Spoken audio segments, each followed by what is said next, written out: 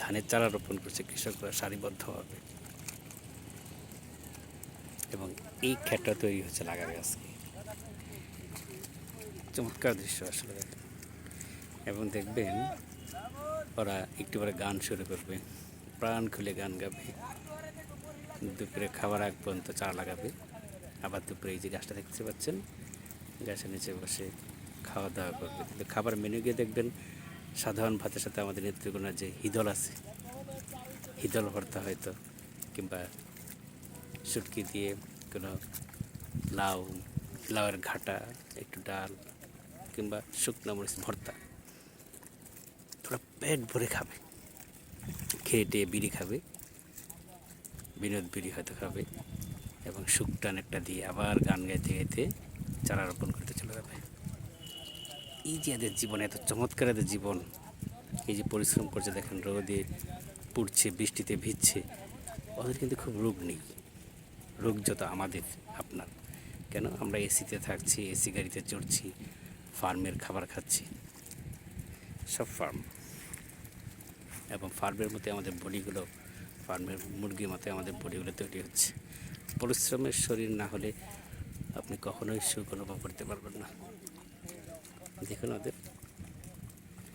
আবার ওই সাইডে দেখুন দুটা কিশোর কিশোরী, দেখতে পাচ্ছেন কিশোর কিশোরী, ওরা মাছ ধরছে। দেখুন দেখুন এই যে প্রকৃতি, এর চেয়ে চমৎকার সুখের একটা পরিবেশ কোথায় পাবেন? গাড়ি হর্ন নেই, ফুরন্ত বাতাস, নির্মল বাতাস পাবে। প্রকৃতির কাছে যেতে হবে।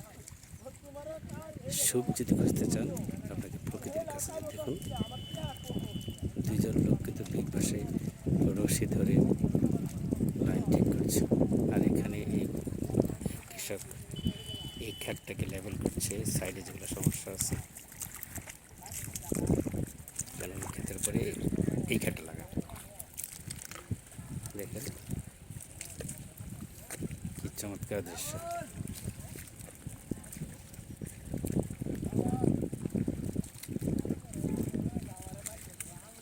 সুখ।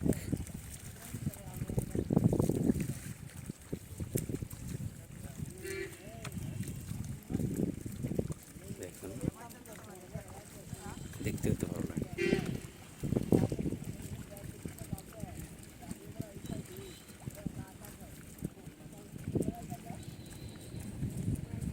প্রচণ্ড রোদ কিন্তু উঠছে, কিন্তু ওদের কাছে রোদটা রোদই মনে হয় না।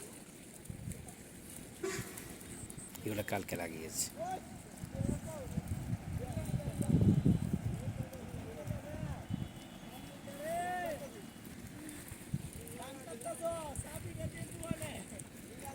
দেখুন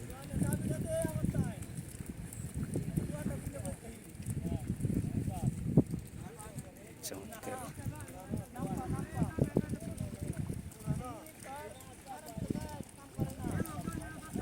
দেখুন এই চমৎকার দৃশ্য কোথায় পাবেন? আসুন প্রকৃতিকে ভালোবাসি, প্রকৃতির কাছাকাছি থাকার চেষ্টা করি।